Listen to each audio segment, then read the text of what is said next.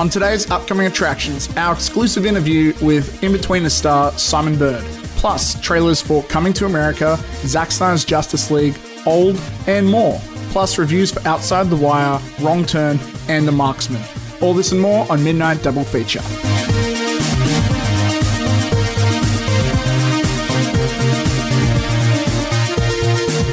And we're back in the flesh. Z-Boy, how are we doing today? How you doing, man? I'm doing well. I'm good. I've just decided your superhero name would be Z-Boy. Z-Boy. That makes me sound like a goddamn sidekick, so I don't know how I feel about that. It also Z-Boy. It also makes you sound like an American sidekick, to be specific. So that's a thing. What you been up to? What's new? What's crack-a-lackin'? Not much, man. I start these conversations all the time with not much. I realized that was a thing. And then there's 1,000 things. 100%. Like I haven't been playing much. Just been making increments into Ghost of Tsushima still, and I'm still exactly where I was when I spoke to you 2 weeks ago, which is fun. In terms of what I'm watching, I did move on to a different show, though. I'm now nearly finished with the first season of Ted Lasso, which is fantastic. It is on Apple TV Plus, starring Jason Sudeikis, and the story is basically, this American NFL coach gets transferred over to the United Kingdom to coach a English soccer team, and he is so upbeat and polite and different, and there's this clash of cultures, and it's actually such a heartwarming show with beats of drama that when they hit you, it hits you hard, and I'm just like, oh shit. But it's fantastic. I really, really recommend it. I'm on episode 9 out of 12. So I'm nearly done with it, and I'll probably talk about it, in its entirety when I'm through with it. But other than that, I haven't really been doing much. My cinema visits haven't been as frequent as I'd like them to be. I'm about to start uni again. Work's been a bit overloaded. But other than that, I really haven't been up to much. I've been reading. I've been reading a book called Can't Hurt Me by a guy named David Goggins. He's kind of like this ultra marathon runner. He was in the Navy SEALs. Dude, the guy so to join the Navy SEALs, you need to do this thing called BUD/S, BUD/S, and it's kind of like this, this ultra intense training camp. And he actually ran on broken ankles. He broke his ankles, and he's just like, I'm gonna fucking power through this. It's honestly just kind of like my morning motivation to get out of bed and just go do something. But yeah, go check it out if you haven't. It's called Can't Hurt Me by David Goggins. He's been on Joe Rogan's show a bunch of times. He's awesome. But yeah, what have you been up to, dude? Nothing much, man. My main thing is I am promoting very heavily Nobody Likes Camping, my latest short film starring Neil Kolhatka. People can check it out at youtube.com/VelomatFilms. That is a lot of my time these days. Besides that, I finished Resident Evil 2 Remake. I started playing... Yeah, that was really cool. I started also playing... I got it for $10 or something. God of War 3 Remastered, and ooh, nice. It's so, I haven't played the old God of Wars in so long. It is really jarring how different it is. And it's weird because I'm a huge beat 'em up fan, but I'm really kind of not. It's not as good as I remember it. Don't you dare talk shit about God of War 3, man. That shit is amazing. I love that game. It's not bad. Objectively, you'd be fucked for calling it bad. It's just, I think, going from the epicness and flawlessness and modern revelations of the last God of War, the most recent one, just everything else compared to it just seems so not as good. But I think we've just been spoiled for quality by Santa Monica Studios. Yeah, but I'm a big beat 'em up fan, so I can still love it. Besides that, I know you mentioned in the after party you were watching. Was that fucking Hotel Show? It's a doco. Oh yeah. Oh, that's something we probably should have talked about today, but we probably won't be able to. The Vanishing at the Cecil Hotel. Yeah, I watched part of it. My girlfriend, when it came out, I think the day it came out, she watched it twice. It came out. All 4 episodes? She watched, I think, pretty much 4 that day, and I watched, I think, 2 of them with her. And then we went to bed. And then she said the next day, she's like, I woke up, I couldn't sleep, then I watched it again. I'm like, oh, like another episode. It's like, no, the whole thing. I'm like, how long were you awake for? What the hell? Dude, that's intense. Like okay, so just very, very briefly, a coworker recommended the crime that it's sort of based around. He's like, yeah, like we were talking about something mid conversation, and he's like, yeah, it was like that case of like the Asian girl in the elevator, and I'm just like, I've never heard of that. And then he's like, I can't remember what her name was, and I looked it up, and it was like her name is Elisa Lam. And then I was like, dude, there is a Netflix documentary that's about to release in 2 days, and we're talking about this right now. Like, it's crazy. But yeah, that's what kind of like really caught my attention. It's so you haven't finished it? Look, I'll be honest, like it's I'm just not, it's not grabbing my attention. Like I'll be honest, a lot of these true crime documentaries, they are almost all the same to me, and I can always see the editors trying to stretch episodes out for time. So they really get annoying for me after a while. Like I can't concentrate when I watch too many of them. Like I can acknowledge it's good. It's just, it's not really up my alley so much, but it's a million Usually percent. they do stretch them out. Like, I mean, like this is, I'm fine with 4 episodes. Even Evil Genius, there was 3 episodes. That was really good. Don't Fuck with Cats had a good episode count That as one was well. good, yeah. But this one might feel a little kind of like similar to you because it's directed by Joe Berlinger, who did the Ted Bundy documentary. And interesting, because I did think it was like pieced together really well. There's obviously there's a lot of modern footage because of the circumstances of the making it, but I think it's just the fact that, from my understanding, and I wasn't fully paying proper attention, but it's more like, rather than it being one story of one murder, it's kind of like almost like an anthology of like, except it was real, of like, these are multiple things that happened with all these different people. I think not me, really. It focuses on Elisa Lam, but to describe that case, you kind of like need to delve into the history of the hotel. Right. I probably saw it just early shit then. But look, my Kate, my girlfriend, obviously she's gonna love it because it is like a perfect storm of her taste. She loves true crime shit. Oh yeah. She was doing, I don't know if she's gonna finish it, but she was doing a PhD in hotel management. Like, she's big in hotels. Oh fuck yeah, nice. And so like it's kind of like this perfect storm of a lot of her favorite tastes. And obviously she likes a lot of documentary and. Kate, if you're listening and you're into true crime, happy to have you on. Let's talk. You guys could probably start a podcast together, I'm sure. It was great. What else have I seen though? Just I was gonna see Wrong Turn, but I didn't.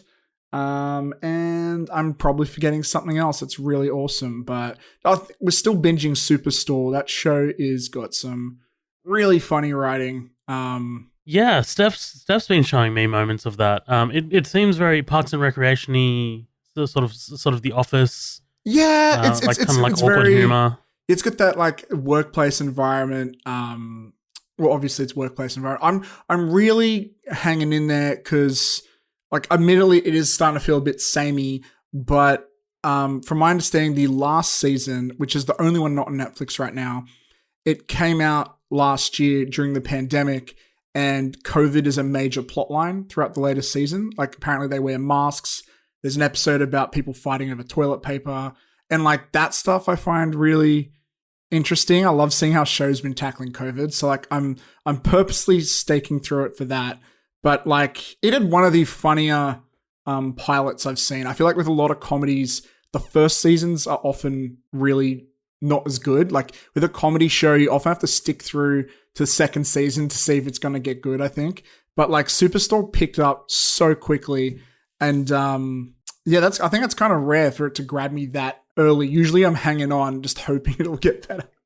So that was cool. I want to mention something you mentioned before. You mentioned Jason Sudeikis. What was that show called again? Ted Lasso. Yeah, when you're describing it, something just stood out for me. So if you were to put him like in a comedy film, he'd be the straight man next to the funny man 9 times out of 10. And when you were describing it, it just made me realize he's like the straight man in almost everything. And that is kind of really rare for, I think, for like a comedic actor to make a career of playing the straight man, the one that's reacting to everyone rather than being the funny one per se. And He's kind of playing both. He's not. yeah. He's like the trailer. The trailers kind of like do it a bit of injustice. He's not a fucking moron like in the show. Like he is very adept at his job. So I think the trailers kind of like do it a bit of injustice because I've recommended it to a few people a few times, and people were like, "Oh, it looks a little, it looks a little silly, blah blah blah," but it's really not.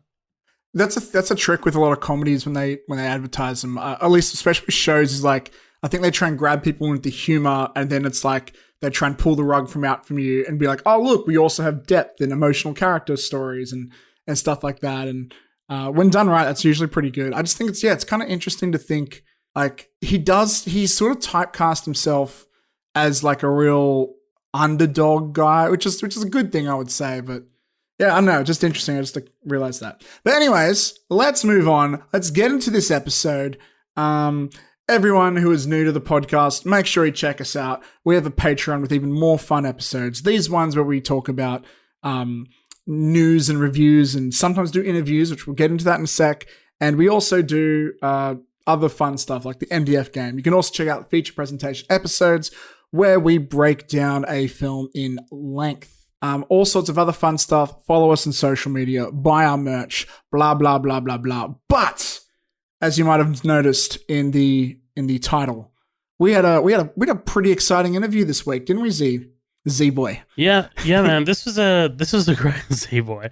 This was a great opportunity, man. This was awesome. This popped up in our kind of like emails, and like because it was from the UK. I'd woken up to the email, and I was like, Simon Bird, who? And then I looked him up and I'm like, oh my God, it's Will Mackenzie from fucking Inbetweeners. Are you kidding me? But yeah, essentially Simon Bird directed his first feature film called Days of the Bagnall Summer. And I had the chance to watch it before I could interview him. And it was fantastic, man. Like if that's his directorial kind of like debut coming out of the gate, man, the guy's got chops. He's got a real eye for both intimate drama and really kind of like out there drama. The movie's really touching. The acting is really solid. The writing is amazing. The cinematography is something that we got into in the interview as well. It was really clever, considering that it was a low budget film set in mostly intimate locations.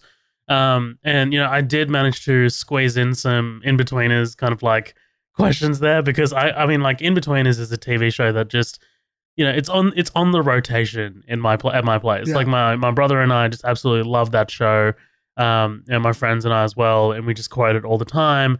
I got in a question there because in the Inbetweeners, his character gets bullied at school and they call him Briefcase Wanker because he walks around with a briefcase. And I was like, dude, tell me, does that happen to you on the street? And he's just like, oh yeah, all the time. All the time. And he finds it like endearing and it's funny. But look, I don't want to spoil the interview just right here at the top. You guys can listen to it now. This is our interview with the Inbetweeners star and director of Days of the Bagnall Summer, Simon Bird. Mr. Simon Bird, congratulations on the film. It's absolutely fantastic, and it really provides that kind of much needed wholesome shot in the arm, considering the state of the world right now.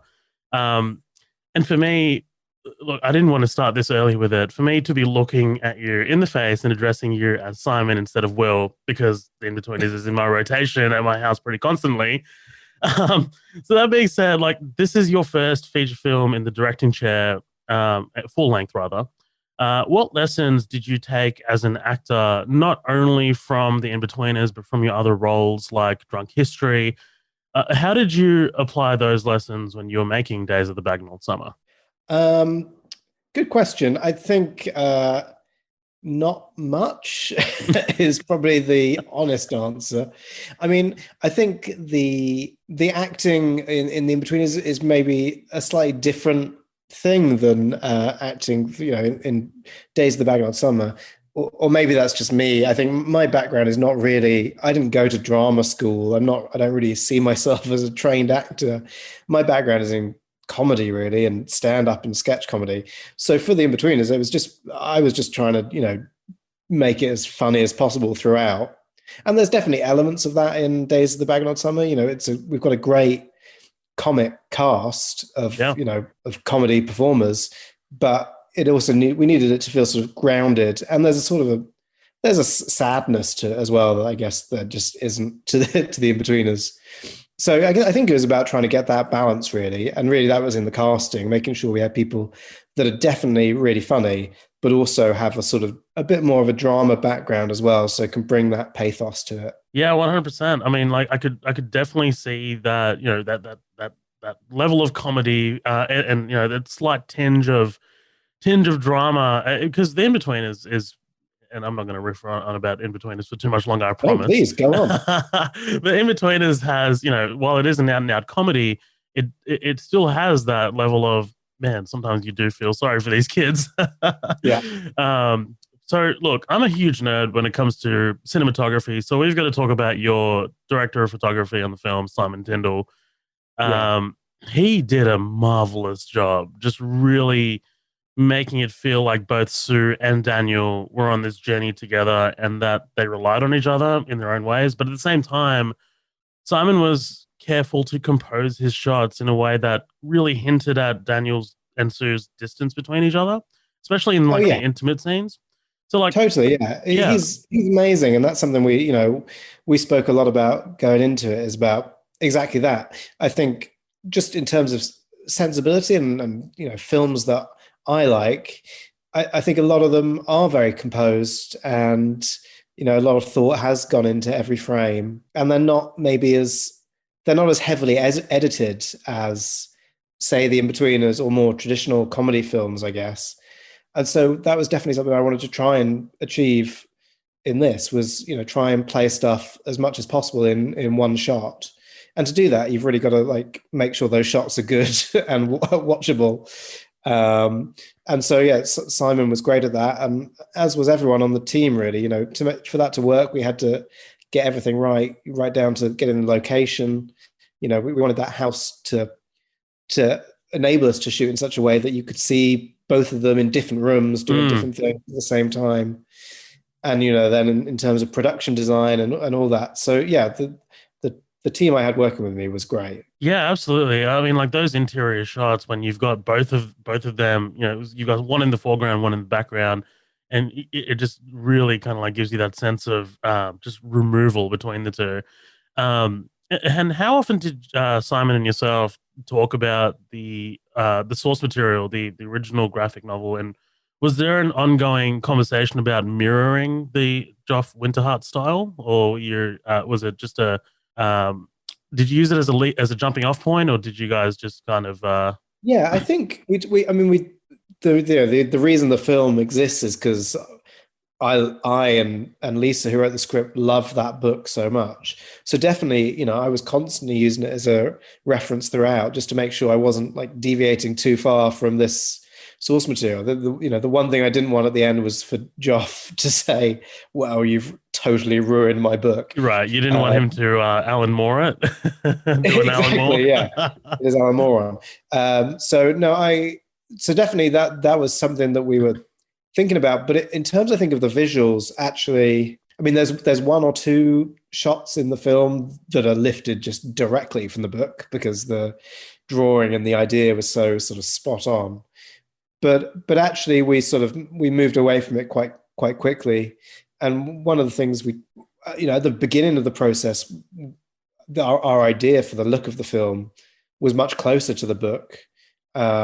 Maybe just through a lack of imagination on my part, but we spoke about it originally being sort of quite grungy, and maybe shooting it in black and white and in a square frame, just like the panels of the graphic novel. Right. But for whatever reason, and I can't really put my finger on exactly what the reason was, other than instinct, I guess, we sort of ended up going totally the opposite direction.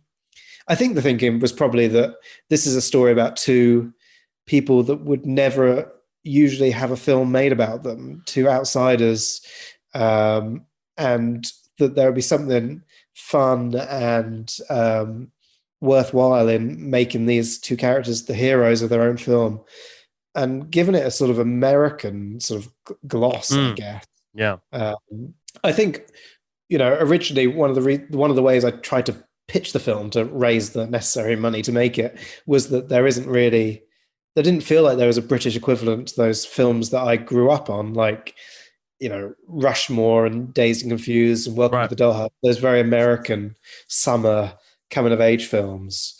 And I wanted to try and do for the British suburbs what those films do for, the American Midwest or wherever it is.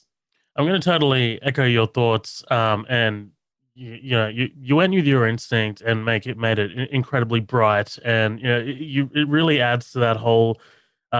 This is 6 weeks of summer. I mean, like, if you had, I guess, if you had shot it in black and white and you had a 4:3 aspect ratio, I guess you would have kind of taken away from the fact that Daniel's on holidays and it's summer. It's supposed to be bright. It's supposed to be a bright film, but yeah, totally. And I think also that it would, like, I think what the way we shot it does, and I think this is also the music and all the other sort of additional elements, is just give it that warmth that the book emanates.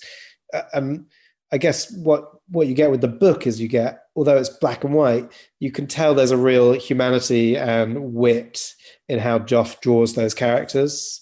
And I guess the visual style that we were bringing to it was trying to do the same sort of thing. It's fantastic. I mean, like, visually, it's going to stick in my mind. Absolutely. Oh, great. So look, let's talk casting, because we can't talk about the film without casting. Monica Dolan, absolutely incredible in the film, and you feel tremendously sympathetic towards her throughout the film. But on the flip side, that I totally fist pump when she comes into her own eventually. And when she finds some kind of social confidence, likewise, your casting of Earl Cave is just as brilliant, because there are just some times where I just want to grab Daniel by the old Metallica t-shirt and just yell at him. Yeah. How did you go about searching for the actors to play your two leads, and what did you find, especially in Monica and Earl, that really sealed the deal? Well, I mean, Monica was that's just because I've been following her for years. Not that sounded creepy. Not as a stalker. We can go ahead and cut that out. Her career for years, because I think she's just one of the most underrated actors out. I mean, she's not underrated. She's won BAFTAs and she's very successful, but she hasn't sort of had a breakout film career yet. And so, I just felt like she was due the main part in a film, and this character just felt perfect for her. And the tone of what I wanted to achieve is something that she is so adept at, which is, moving seamlessly from comedy to drama. She's won BAFTAs playing the serial killer Rose West, but she's also very famous in the UK as a sort of sitcom actress as well. So, I knew that she would be able to tread that line. So that was a no-brainer. Also, she looks really like Sue from the book. So right. Absolutely. That wasn't the main reason, but it helps. It helps. Yeah. And with Earl, I mean, we saw lots of teenage boys and lots of amazing young actors. But I think the common problem we had with that part, and it's a really hard part, because really Daniel doesn't say much. He's grumpy and he's silent. He's sort of hiding behind his gross hair for most of the film. And when he does speak, usually it's usually just to swear at his mum. So I guess there was like a concern about him not being sympathetic. So you needed somebody who who the audience are going to root for, despite the fact that he's pretty silent throughout. So we needed somebody who just had a natural magnetism to them, and just a sort of soulfulness that Earl just has in spades as a person in real life. And he also is just effortless in bringing that to the camera as well. He doesn't switch it off. It's just there. He's just the nicest person you'll ever meet in real life, and hilariously funny, and just a lovely, warm man. We just wanted. I think that sort of shows, despite the fact that he's trying to suppress it constantly in the film by portraying a moody teenager. Well, something that I was really impressed by, especially with Earl's performance, was just how much acting he does with his eyes. And this is a wild comparison, but I remember, Christopher Nolan talking about ages ago when he casted Tom Hardy as Bane. He's like, Tom Hardy's eyes and his eye work, all of the acting is there. Like when you've got Earl swearing at Monica, and after he does it, there's just that sense of regret in his eyes. It's just like, oh man, like I wish I could take that back, but I'm That's not exactly going right. to. Yeah, I mean, no matter even when he's horrible, you can tell that he's just a nice Right. kid.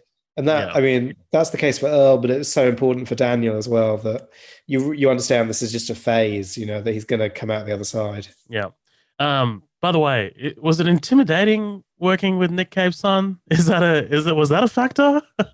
Um, it wasn't a factor, no, just because Earl doesn't make it a factor, really. It Right. was never really even mentioned or discussed. And until Nick came to one of this screening, we went to a festival in Mill Valley in California, and Nick turned up for the screening. That was pretty intimidating because my parents also came to that screening, and Ah. two more different sets of parents you could not meet. My parents, whatever the opposite of rock stars is, they're economics lecturers, I suppose. Hey, that's fancy. So Um, yeah. yeah, No, go on. sorry, go on. No, I was just gonna move on to the script actually. So Monica and Earl really make the dialogue sing, and for that we have to credit your amazing partner Lisa for penning the script. When I found out that this was Lisa's first script, I was just totally blown away. I mean, like these feel like living and breathing characters who are stuck in a small space living together but couldn't be further apart. And I'm sure many families over the past 12 months have felt that way. Talk to me about working with Lisa and how did you guys collaborate together? Did you ever feel like work life and your personal life blurred together, or like while you guys were making the Um, film? Did you ever get to quote go home? Well, yeah. So, I mean, just to clarify to your listeners, Lisa is my wife of many years, and she. I think we were both pretty dubious about it, to be honest, and it was sort of. It was not. It was definitely not a. It was not something we went into the project thinking would happen. Lisa never really suggested she wanted to write it, and I knew that I wanted to direct it and make it happen, and sort of went out looking for a writer. Lisa is a writer; she's a novelist, and her novel is very funny and sad and dialogue heavy. So, I mean, I should have put two and two together and figured out that she would do a brilliant job. But only after meeting a couple of people and not really feeling quite right did she sort of pipe up and say, "Yeah, maybe I could give it a go." And as soon as she said that, it just made total sense because I think the thing I feared as a first time director was working with a writer that I didn't know and it being just a bit of a slightly awkward or formal process where they submit their draft and then you submit your notes and it's sort of done through agents and it's Right. all a bit sort of high pressure and scary. It's much easier, obviously, to be able to chat about a scene over dinner. Right. Um, Absolutely. and I mean, crucially, more to the point, I just knew that she would write something that I would love because I know that we have the same taste and sensibility. And, we've spent the last decade watching films together pretty much every night. So I know that we like the same sort of thing, and that it was going to end up being something that I would want to put my name to. No, absolutely. I mean, I think it's pretty important that you guys had that time to build a rapport and get to understand each other before working on a project. And that worked out in your favor Yeah. 100%. I mean, originally when we suggested it to the producer, I think there were some raised eyebrows and some, because it does, it sort of smacks of, I mean, it's literal nepotism. That is Yeah, what it is. absolutely. But then, the more I thought about it, the more I thought, actually, a lot of films that I love, I thought about Francis Ha, with Noah Baumbach and Greta Gerwig Hmm. and all those amazing Cassavetes films with Cassavetes and Yeah. Gina Rowlands. I really think it helps so much when there's that shorthand there behind for the creative team. No, totally. And when you decided to direct a film, were you? And this is not a question that I kind of like had written down, but it's just for my own curiosity now. Did you ever consider doing something original, or how did you come into the decision of I want to adapt this? Yeah, I mean, I think just because, well, there's a couple of things there. One is that I also have like not a hugely successful, but I do have like a writing background myself, and I've written stuff for TV. And I think, when I met with producers originally, they said, "Oh, so you're going to write a script and then, direct it."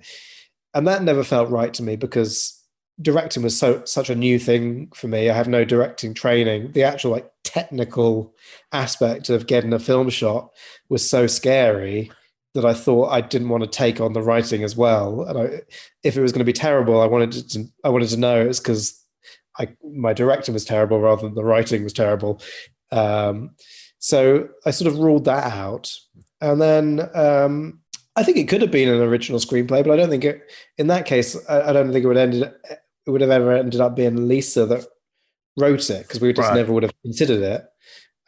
It just felt like the most natural thing to sort of at least have the safety blanket of knowing that there is a source material there that is definitely good, Yeah. and building on that. And it was a comfort throughout to keep going back to the book and just checking that we're being true to the tone and the spirit of the book that we loved. Right. Yeah. You somewhat had that safety net, right? Absolutely. Which kind of like leads into my next question. This being such a impressive debut, which is absolutely and rightfully getting so much critical acclaim. What's next for you? Like, are you looking at directing again? And if so, are you looking at directing in the same genre? Do you want to move over to something else? Or are you going to just focus on acting? Um, I definitely want to direct more. I think. I mean, I love acting, and I'd love to Awesome. continue doing it. But it's I don't know. It's fun, but I found directing more creatively satisfying. Yeah. Just I love that. I love just being there from day one till the end of day, the end of days. Um, to be that person that has sort of that can see the whole project through is just so fulfilling. So yeah, I definitely want to do more. I don't really know. With Lisa and I are talking about various things we might try next. I think Days of the Bagnard Summer is like a good indicator of the sort of genre. It is naturally what I sort of found Right. myself doing. Yeah. So I think it's in the vein of the sort of thing that I like. My favorite films are often 99% are sort of pretty funny, but have a sort of a pathos and a sadness to them. Right. So yeah, to sum up, I think I'd like to do more of the same, really. It's a brilliant kind of like subgenre unto itself, and yeah, I think Days of the Bagnall Summer just really kind of like fit into that subgenre. It was fantastic.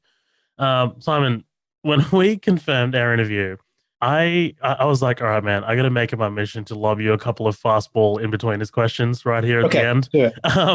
But as we're wrapping up here, okay, first and foremost, me being in Sydney, how did you enjoy shooting in Australia for the Inbetweeners 2? Oh my God, I loved it, and I've sort of been desperate to come back.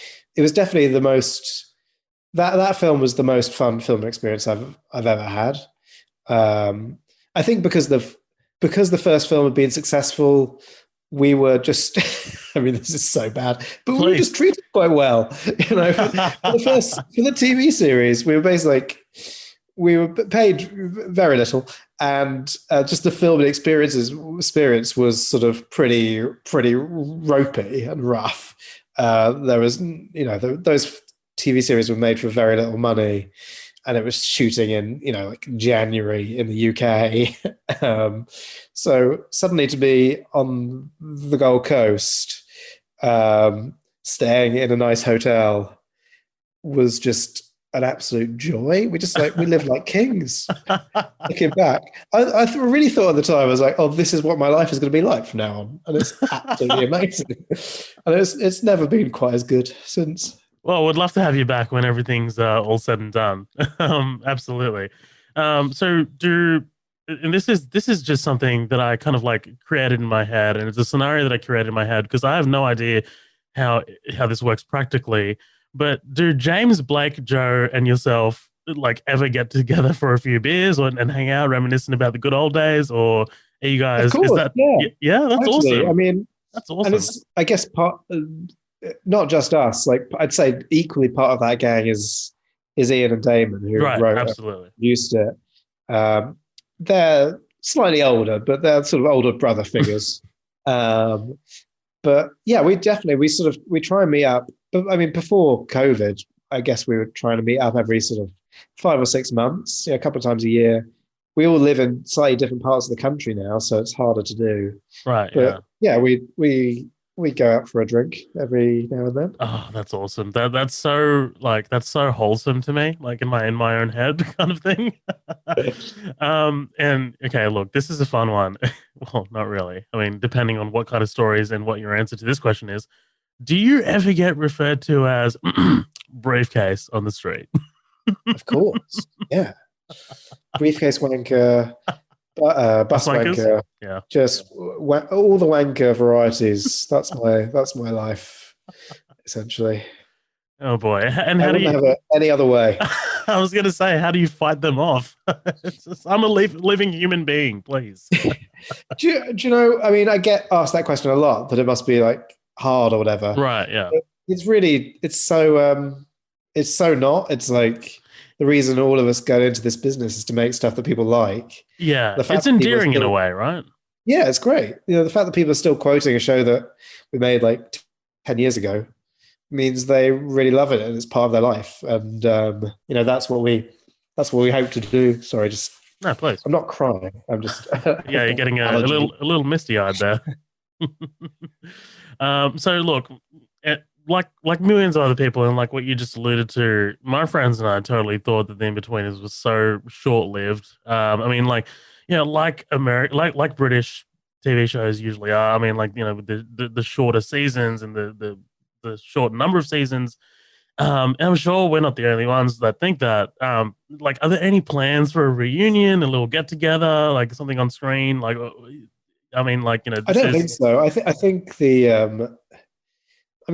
I think the reason the show was able to get away with what it got away with is because those were like kids and kids. they were Yeah. stupid little idiots.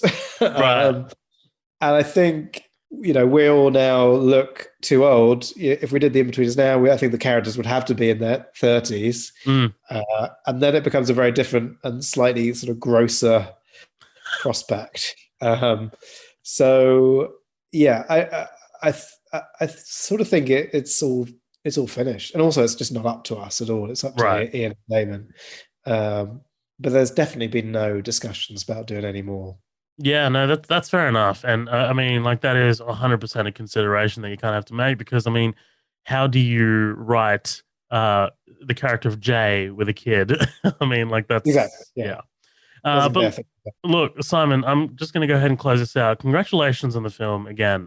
It is fantastic. I mean, like the Days of the Backnell Summer, I recommended it to a couple of friends when it is out on February 19th. I mean, it's incredibly and confidently well directed, fantastically shot. It sounds amazing, beautifully written, masterfully acted. Um, and again, I just wanted to just really congratulate you because the first time directing a movie, it's going to be harrowing, and it's going to be when you put it out, you're just like, oh my god, I hope people like this. I hope people respond to this.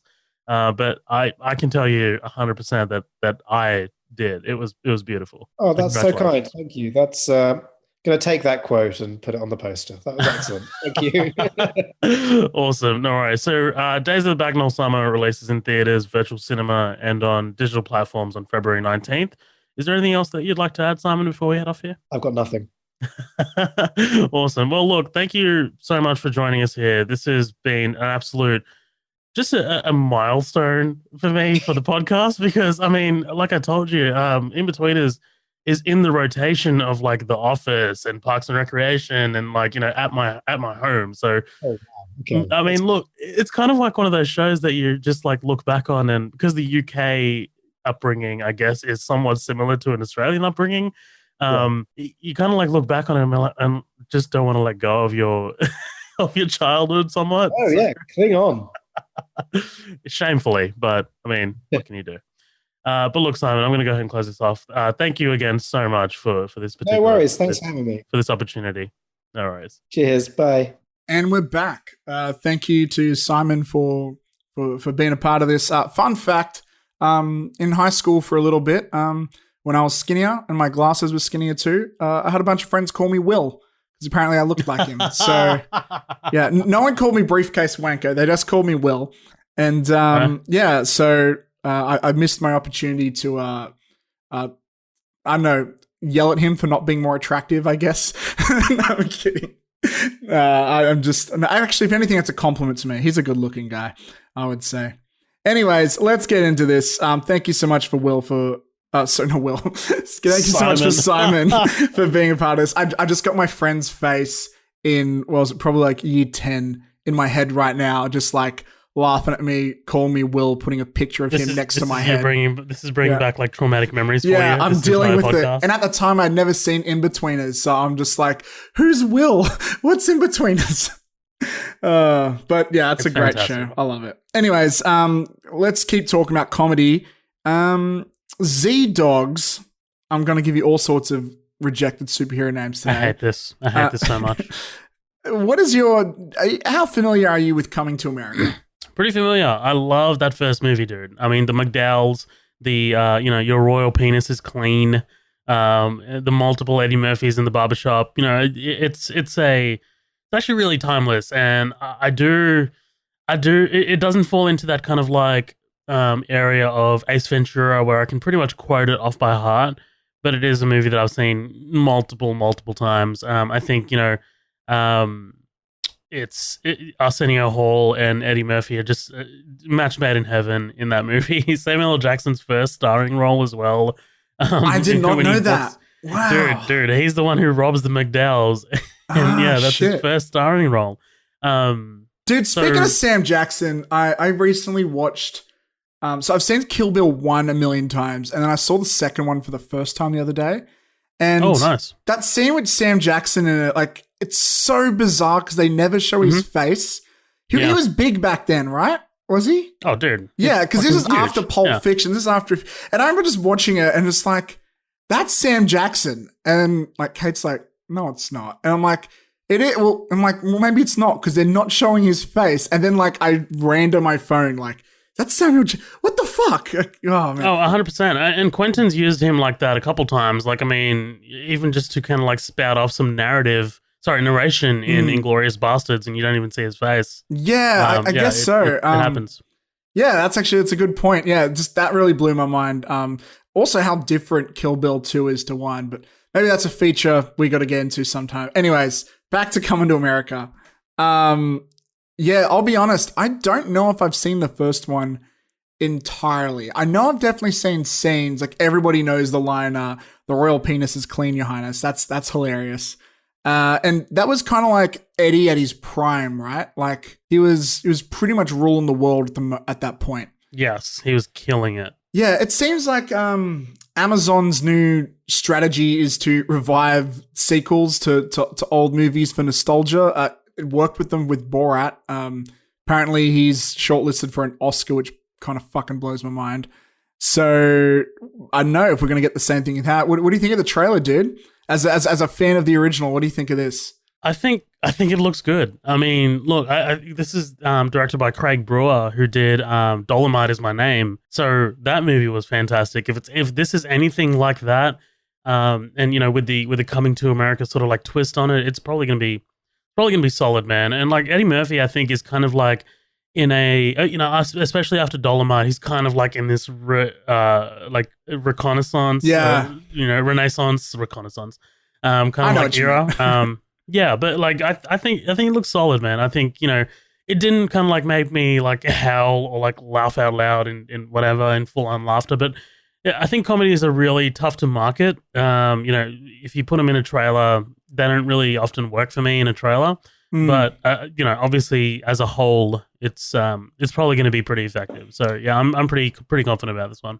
Yeah, like, look, I'm gonna say, like, the trailer didn't have me laughing my face off, but I imagine, especially like with like the stuff they got at the end, it'd be very nostalgic for like hardcore fans.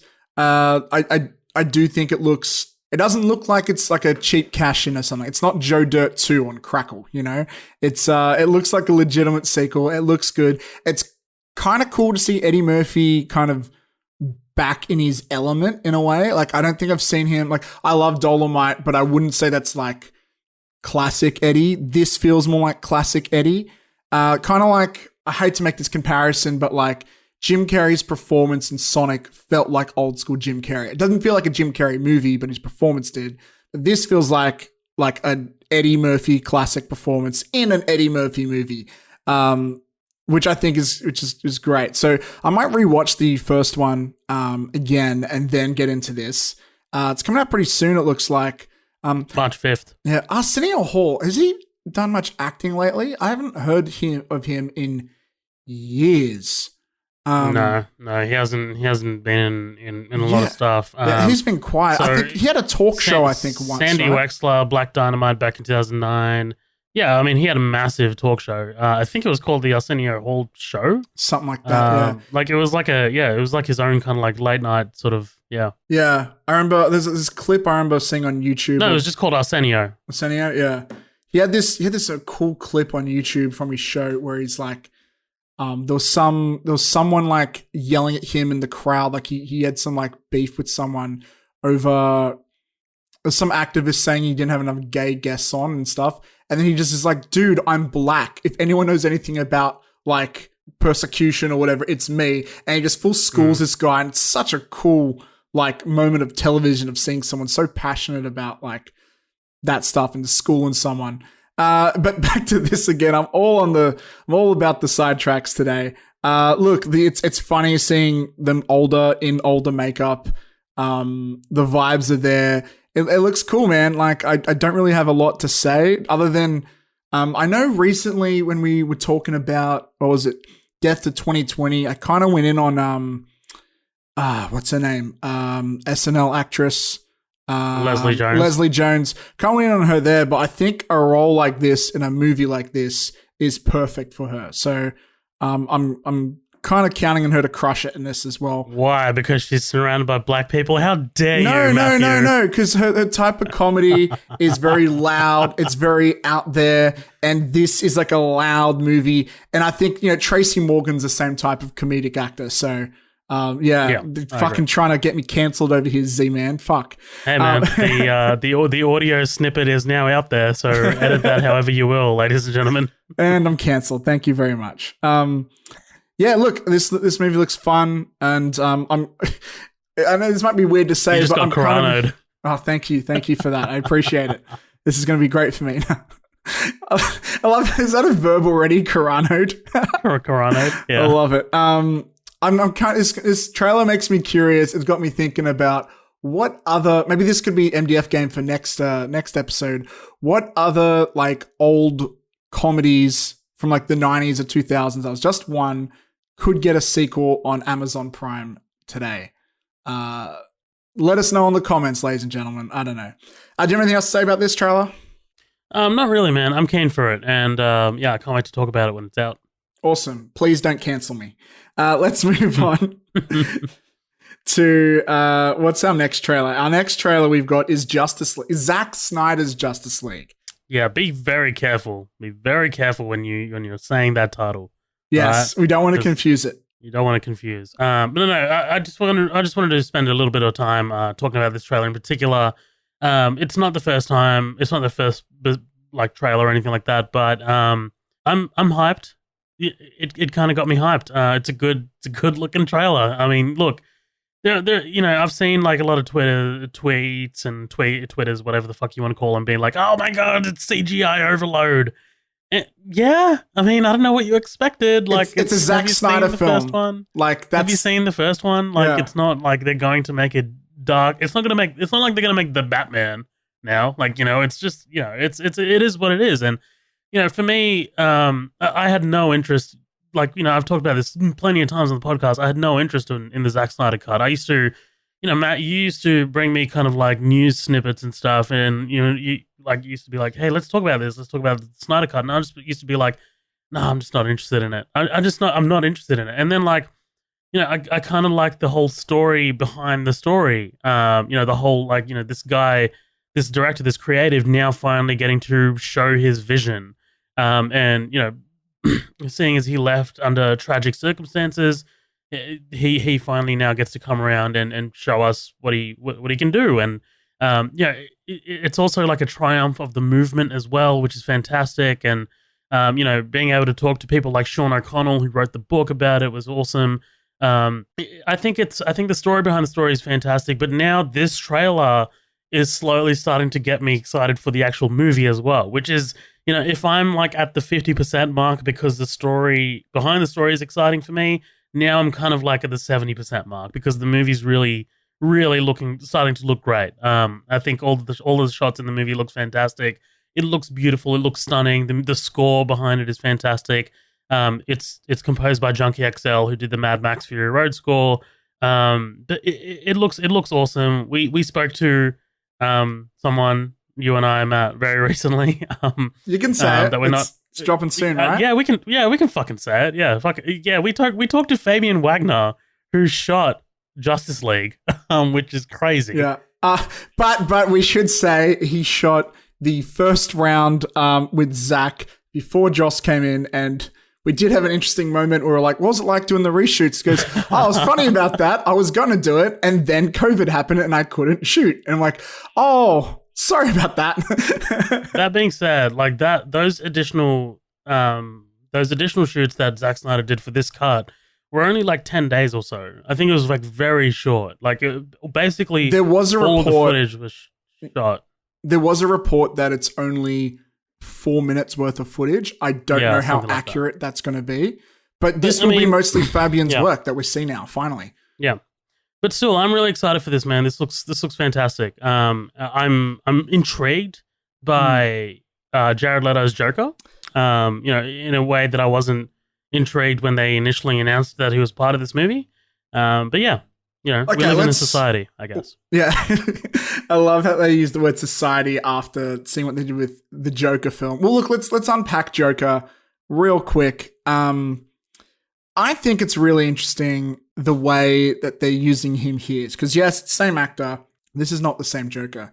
He's got a different look, but it's also a different voice. Like, that's the thing that blew my mind the most. Does he have an accent in the trailer? It sounds like he has an accent, because I was like, I can't place the voice. I've listened to it a few times to try and depict it.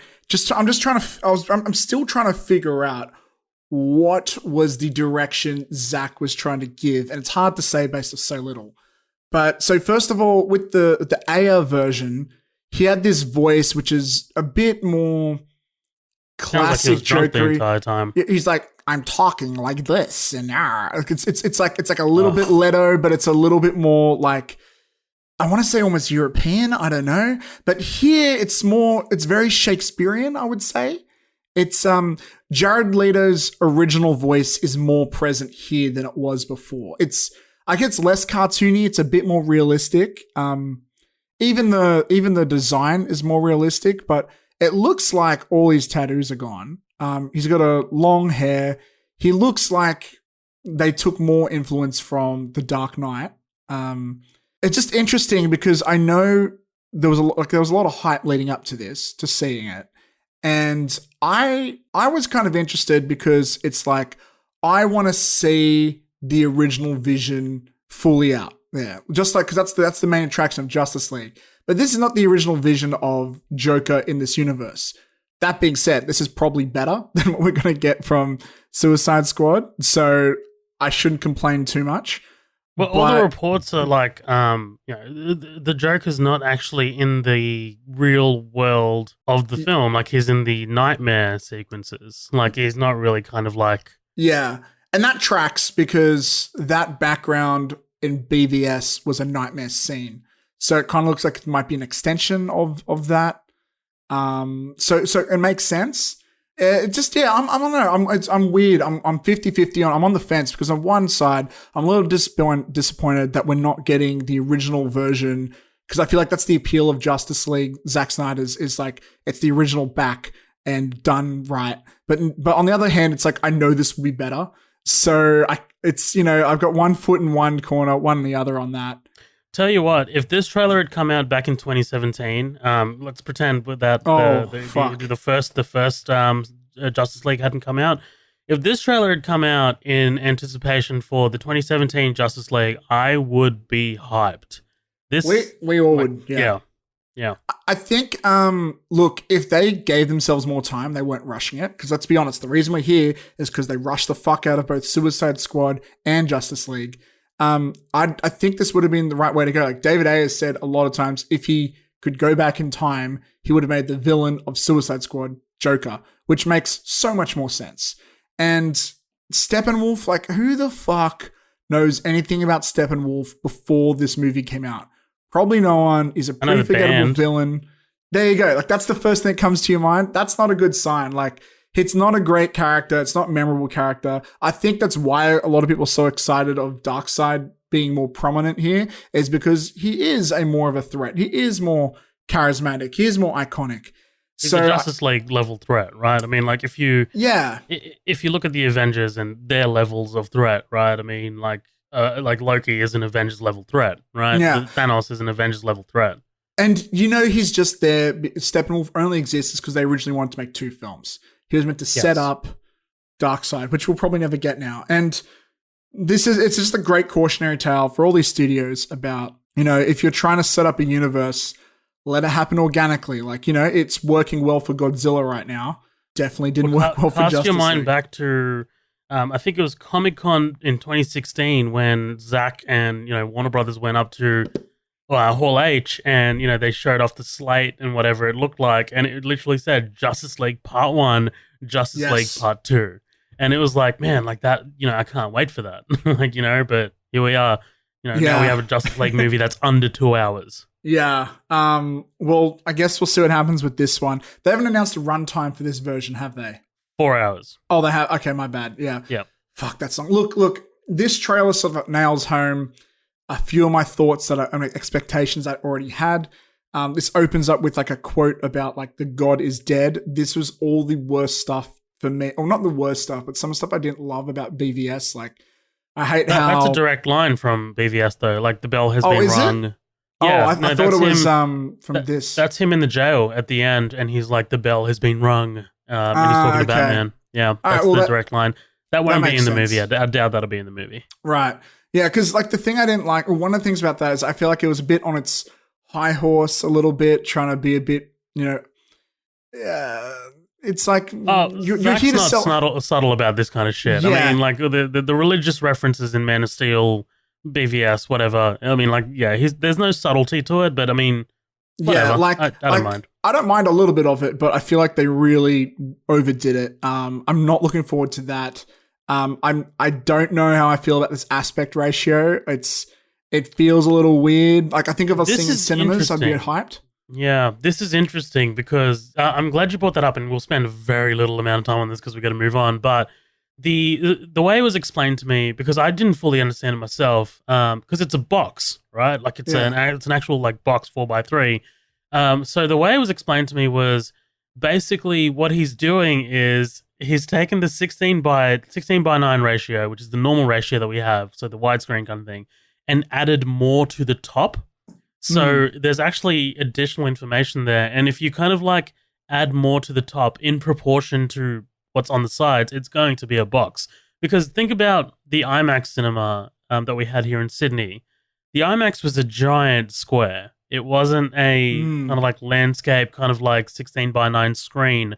If you watch The Dark Knight or The Dark Knight Rises or Interstellar, Dunkirk, whatever's shot in IMAX, it's going to be a square. So I'm interested. I'm interested to see why they kind of like selected the actual kind of like box format, because instead of like filling the screen, because you can actually fill the screen like Dunkirk, when you if you watch the Blu-ray of Dunkirk, you'll watch the aspect ratio switch to what was filmed in IMAX and what wasn't filmed in IMAX, and the IMAX fills the entire screen. There's no letterboxing, there's no borders or anything.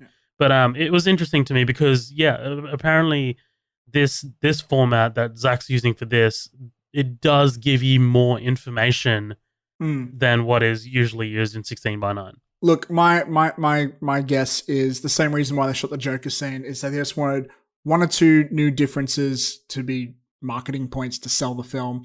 I just question how it's going to work on my phone or on my TV, how it's going to fit. Like it actually just blows my mind. Come to think about our interview with Fabian, we did not talk about the aspect ratio at all with him.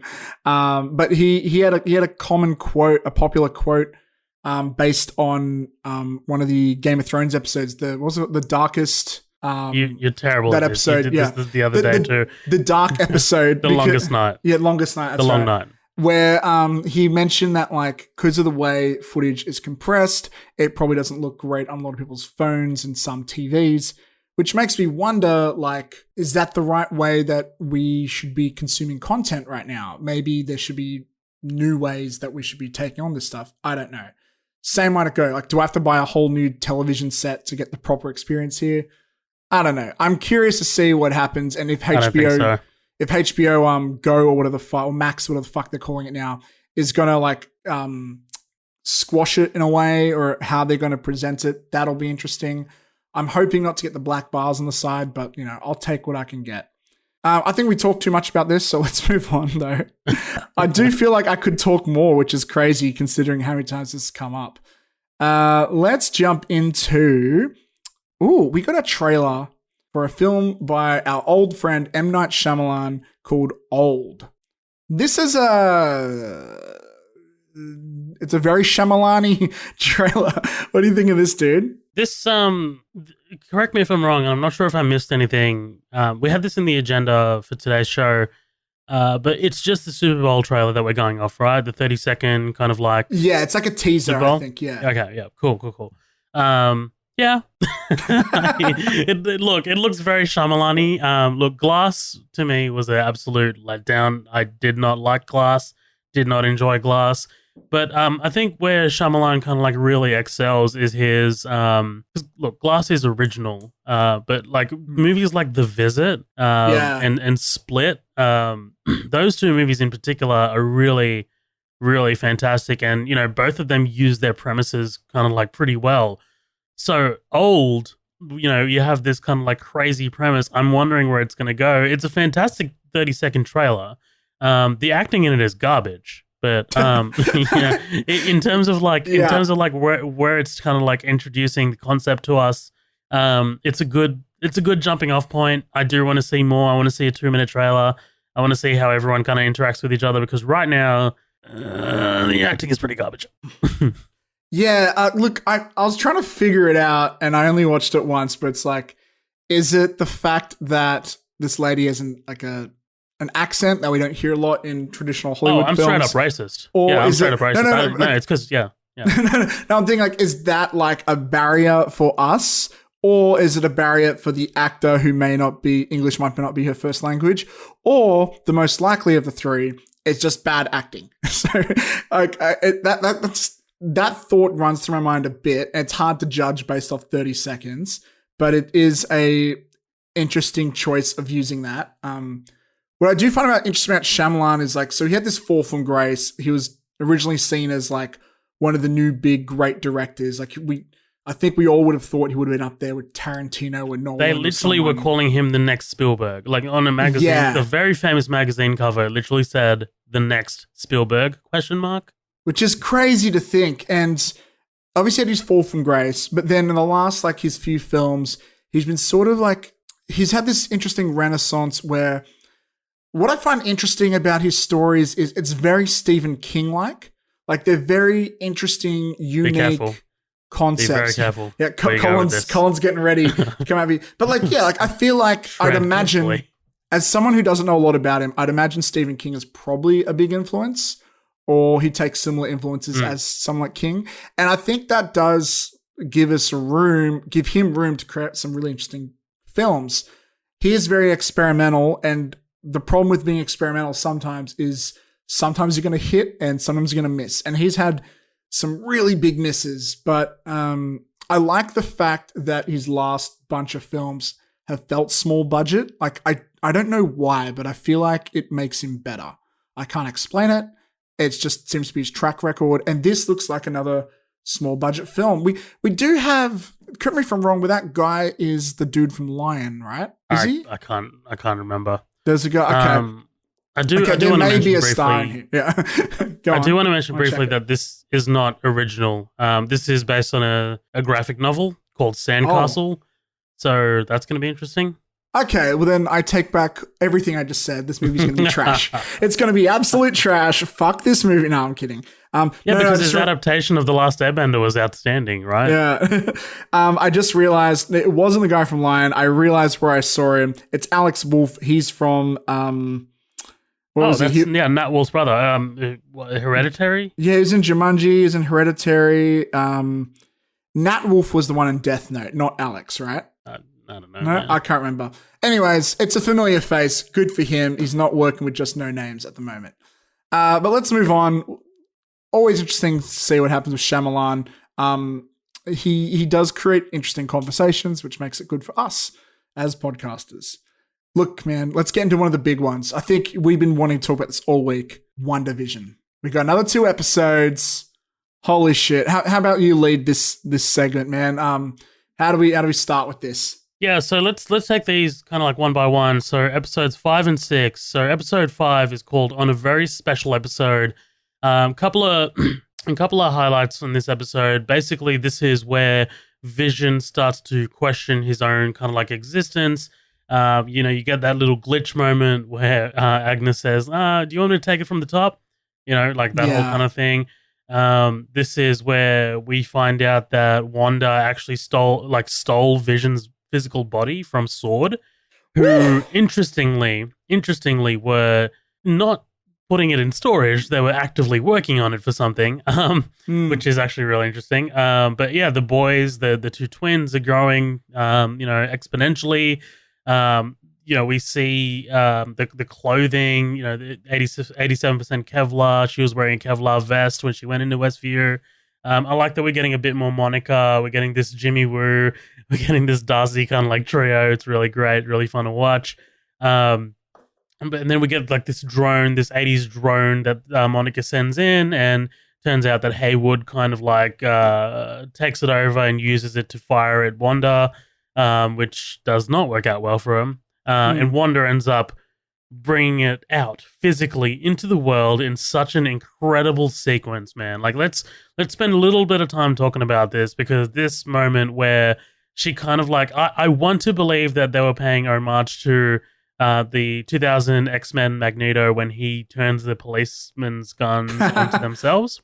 Because, I mean, obviously she is the daughter of Magneto in the comics, so that can't be, nothing is done by accident in the MCU. So I want to believe that that's a little bit of a nod. But that was awesome, dude. I love that her accent is back. I love the clothes. It's a fantastic scene. Yeah, like I think she's wearing what she was wearing in either Ultron or she's wearing her Avengers outfit. I think it's the first time we've seen it in this show. So that was really exciting to see her. Also, we've never seen her, or maybe any Avenger, act the way she's acting here, where she's kind of like, how do I say it? Antagonistic? It's antagonistic, but she's also like, she's like defensive. Like the best metaphor I can think of is like a protective like lioness with her cubs almost. It's like, you stay away. Like she's not actively attacking anyone. She's more like defending, but she's clearly in the wrong, but she clearly thinks she's in the right. It's actually, you know what? It is kind of a bit of Magneto vibes when you think about it, because some of the best Magneto performances, especially in the last few films, are in those type of situations. Very interesting. I think my biggest takeaway that I was most interested in is this sort of shows us how the format of the show is going to go straight ahead. Because I think it was the last episode, we were kind of discussing about what happens next. And I was from the standpoint of like, well, they're not going to drop the sitcom stuff completely, right? Because they got so much more material they could dive, so many errors. But you were like, well, they can't just keep doing that because it's going to get really old really fast. And it's interesting. It seems to be sort of in the middle of what we were both saying, where they're sort of treating the A story is the sitcoms, the B story is the outer world with where we're following Jimmy, but the way they approach writing is completely changed. They went from structuring it like a sitcom, where it's like a self-contained thing, the problems get resolved, whatever. And now it's more like a typical drama, like something like a Breaking Bad or whatever, because especially with the next episode after this, like, the problems don't get resolved. They just jump decades now and stuff. And at first I was a bit like, whoa, what's going on here? That's weird. And then I sort of realized, no, like they started writing it more the way you would structure a drama show now, which is kind of interesting. Like they've kind of completely changed their approach halfway through. But that's why I fucking love this show, man. I love the mix of genres here. I also love in this episode, and it goes into the next episode. There's a reason I haven't talked about the cliffhanger yet. So yeah. Yeah. Like I love that we start finding out how Vision has no idea. And what made this even more exciting for me is before I watched the episode after this, Kate goes to me, I want to watch this WandaVision show my friends keep telling me about. I'm like, oh, we've only seen a couple Marvel movies. So like I was so annoying. We watched the whole thing in one go, which I think 5 episodes back to back. We are in the same boat. Yeah. We're in the same boat. I kept being like, okay, so he's dead and this is that. And I was probably super annoying. Me too. Because Steph watched it from like, I'm experiencing it at the same time Steph is. Like we didn't have to go back or anything. Started it at the same time, but she's only seen a couple of MCU films, so she doesn't have like the full kind of like breadth, but she knew that Vision was dead, so she knew that something was messed up. Right. I think all Kate knew was she hasn't seen Endgame or Infinity War, but she had seen Spider-Man Far From Home, which I remember we saw in cinemas, and literally 30 seconds before it started, I went, oh, by the way, half the world died. I don't have time to explain the rest. Yeah. And so with this, I was like, explaining that again. I know she'd seen, I think she saw Doctor Strange, but didn't like it. And she had seen, like when I said to her, like Marvel, she goes, oh, well, I love the Punisher show. And I'm like, oh, that's only like sort of in the MCU, but still technically like they advertised like it was, but it's not. But yes, and that's a very different show, obviously. But I was surprised. So we're done. We're finished. Yeah. See you later. Well, I was nervous that she would hate it because those first 2 episodes in particular were just kind of like the 50s style. It's like I'd imagine someone who's not into Marvel would just be kind of bored. But you know what? That's what we like. So that's we want to see what they did in episode 4, right? But like for Steph and Kate, they're just like, I'm here because this is light and this is fun, and they're starting to add some mystery. But we're just like, where's the rest of it? Yeah, where's the explosions? What's going on? Exactly. But with her, I think she knew that there was like they didn't know there was in a sitcom. She knew there was an element, so I think that helped her hold on. But yeah, those moments were like you can start seeing behind the curtain. I think they'll grab anybody. So I was really excited when I could see as the show revealed more, I could tell she got more hooked, and that was really cool to watch. Nice. And awesome. now like she's fully on board now. I think because her best friend recommended it to her, and she doesn't watch Marvel much either. But I think her boyfriend's been forcing her to watch some movies lately. And she recommended it. And so I think it's really cool about this show that Marvel has gone so far in, and they're so in-depth, and there's so many nods here and there, but they still made the show accessible to people who haven't watched 20 plus films. I think that's actually really incredible.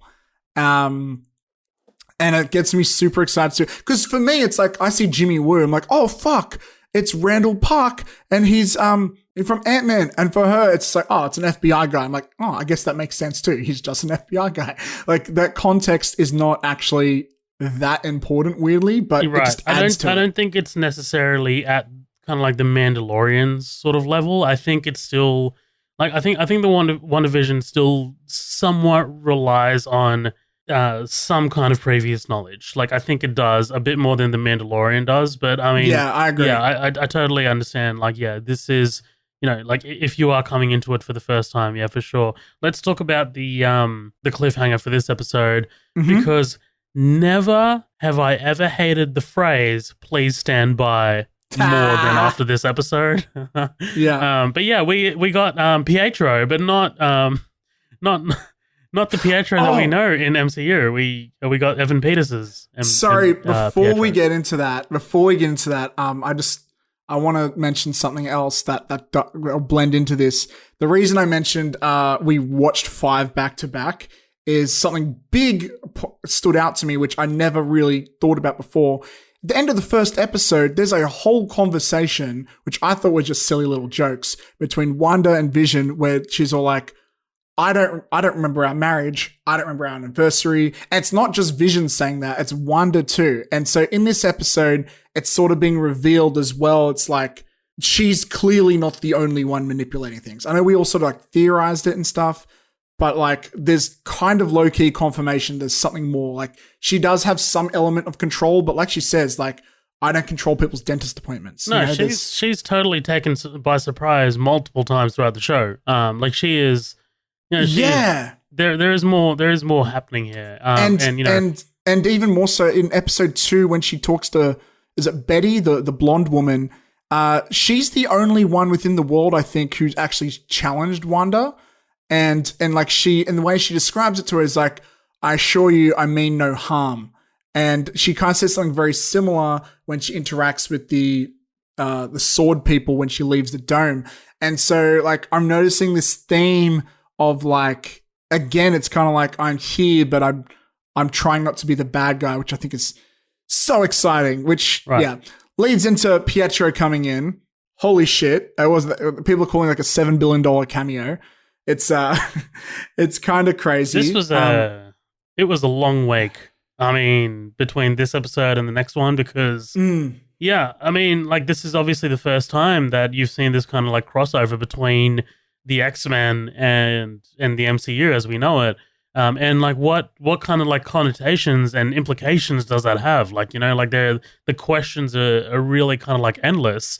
And you know, they really are kind of like pulling the taffy because we don't get any kind of like answers whatsoever in the next episode either.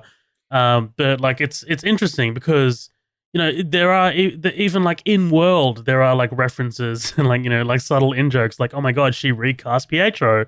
Like, you know, it's all. And there's a Kick-Ass reference as well. Yep. The Kick-Ass reference. Me having to explain this to my girlfriend was the worst. That was the worst fucking thing, dude. I'm just like, yep. So at one point there was 2 Quicksilvers, and she's like, all right, just shut up. Just shut up now. I tried so hard, but Kate was just like, oh, it's the guy from American Horror Story. I like him. Like, that's cool too. Right. Yeah. But let's. What was your initial reaction? Because I think I watched it before you did. And when you dude, everyone was freaking out, and I was just like so grateful no one spoiled it for me.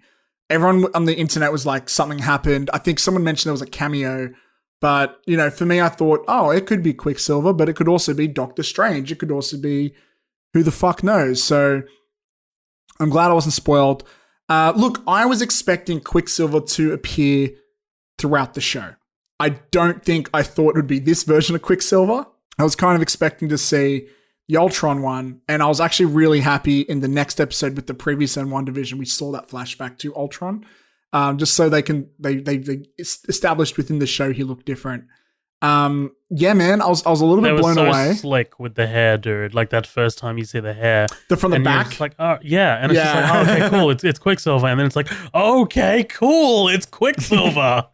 I think the way they're gonna do it is Marvel will probably not acknowledge the Fox X-Men movies, and I'm guessing they're just gonna say that this guy was a civilian in the town, and because she didn't have access to Pietro's body, she used this guy to play him. I don't think it's actually a dimensional thing because she had to get Vision's body so Vision could play Vision, right? And she obviously doesn't have access to Pietro's body. But the funny thing is, this guy has his memories because in this next episode, he says, I remember getting shot in the street and the next minute I'm here. Which is interesting. But then he also says a whole bunch of other stuff that kind of fucks with your mind, right? Because he says some other shit like... Let's talk about the next episode. Yeah, because like in the next one, he starts talking about, like... It's like, I know you needed me, so I came, or something like that, right? It gives you inclinations that he is someone's agent, that he was sent in there by someone. Yeah, I've heard some fan theories saying he's either Doctor Strange in disguise or Doctor Strange sent him. I don't know. That seems a bit... Yeah. I don't know about that. But he could also be like some sort of figment of her mind or something. I don't know, but I'm on board to see what happens. Honestly, that's not even the thing I'm the most excited about for this episode. I think, yeah. Let's we'll get to it. But like, anyways, like just one more thing. I think that this is the real deal. Like, I think that this is the MCU now incorporating Fox's X-Men. Because if you backtrack on this now, you will get a lot of disappointment from the fans, and Marvel are not about that these days. Look, I have a feeling that, and I could be completely wrong, because the most exciting thing about WandaVision is that everything we know is out the window. Like all the movies I feel like have had some sort of logic that translates from film to film, and that's gone with this show, which is what's exciting. But I think what's going to happen is, I think while the old Marvel shows, it was a one-way street, I think it's going to be similar-ish now. I know they say that these shows will affect the movies, and I believe that, but I think the movies still have to work to a point where they can stand alone on themselves without the shows. Because the movies, for the most part, have to work as individuals as well. And they do. So, for the most part. I think I don't think we're going to see Quicksilver in the movies. I think this guy will die in the show, or he'll stay on the show, or maybe he'll get his own show. But I don't see him coming back. In fact, I'm going to go a step further and make a really wild prediction. I don't think Vision leaves WandaVision. Like, I think he dies with the show. I don't think we're going to see him in the movies either. I agree with that. And yeah, I think how this sets up Doctor Strange or whatever, it'll be probably like in thematics or nothing too major. It won't be like, I don't know about that part actually. But yeah, I think Vision and Quicksilver will go with the show. Regardless, like, it's exciting. It's also exciting to see the way he moves and the kids move fast. It's the way Quicksilver moves in Ultron. One kid, because... Because the other one's reality based or some shit, right? Right, yeah. So let's talk about some other stuff as well, because we can be here all day and we don't have that kind of time. But can I talk about my favorite thing about this episode? Please. Yeah. Holy fuck! Okay, so the way they did Malcolm in the Middle is insane to me. I knew it. So like, I accidentally called this, I think, last episode, where I was trying to predict the next types of things that could go. I honestly always thought they couldn't do 90s because unless they had someone doing stand-up against a brick wall, you can't really do Friends or Seinfeld without repeating what they did in the 80s episode. And the only other formats left, I thought, is The Office and Parks and Recreation type thing, which I think is probably closer to 2010 than anything. And then it was like something like Malcolm. More than noughts. Yeah, okay. And then the next is probably like single camera comedy. Family. Single camera comedy, where I know in the early 2000s it was very popular to have them also narrate. I'm talking Scrubs, I'm talking My Name is Earl, and I'm talking Malcolm in the Middle. And what's cool about Malcolm in the Middle is complete 90s energy, so it kind of does 2 for 2. When they opened with the theme song, I was like, what the fuck is this? And then when I started seeing those TV effects, I'm like, they are not doing Malcolm in the Middle. And then when they had the kid talking to the camera, like he's Frankie Muntz or whatever he's called, it was amazing. Muniz, dude, the performance that Quicksilver's doing is just like Francis in the show. Like, it is insane. In that first few scenes, Vision is definitely carrying a little bit of Bryan Cranston energy. And the biggest thing that blows my mind on the show is the cinematography.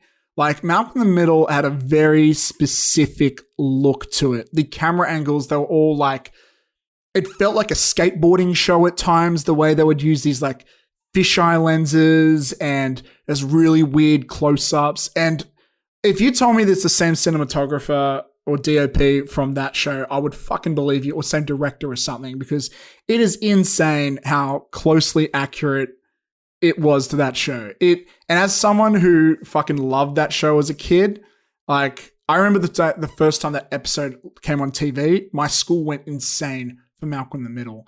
Everybody was talking about Malcolm in the Middle. When they brought in the circle game, everyone went crazy.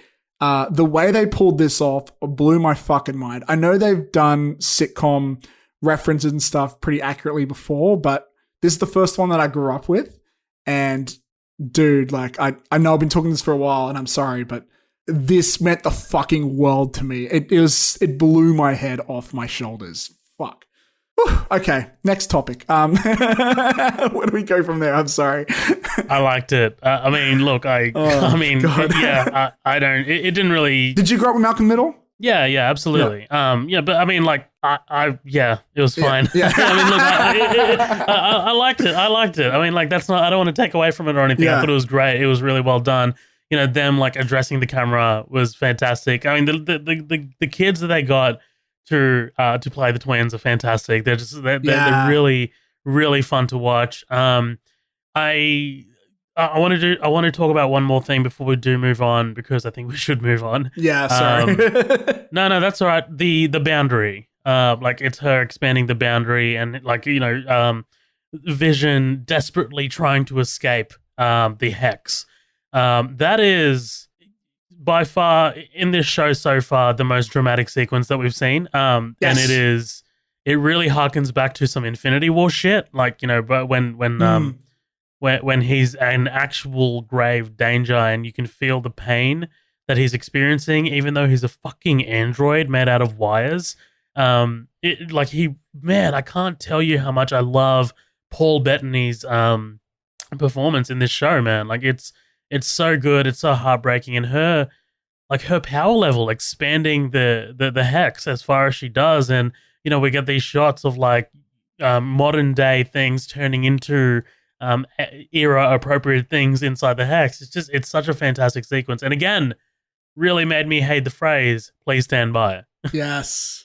Yeah, man. It's actually made me also realize as they go into more modern areas, the closest cinematography gets closer and closer to what we expect from a Marvel production. So I think the way they're going to bleed into each other is going to be really visually interesting. Because we're going to get, is it 8 episodes or 10? It's 9. 9. Okay. So that means we've got 3 episodes to go. Is that right? We've got 3, and this is confirmed. We've got 3 3-hour episodes to go. So it's 1 hour each. So they're changing the format of the length of the episodes. So they're going episodes from 7, half an hour 8, to and hour. 9 have confirmed to be 1 hour each. I didn't know that, but dude, I called that like a month ago, right? I said that how cool would it be if they went from half-hour format to an hour? Dude, I'm so proud. I know this is my first time hearing that. I didn't know that, so that blows my mind. Okay, so I'm gonna make a few predictions here. Okay, one episode is 1,000,000% going to be in the style of The Office. Then I guess the final episode will be just purely Marvel style.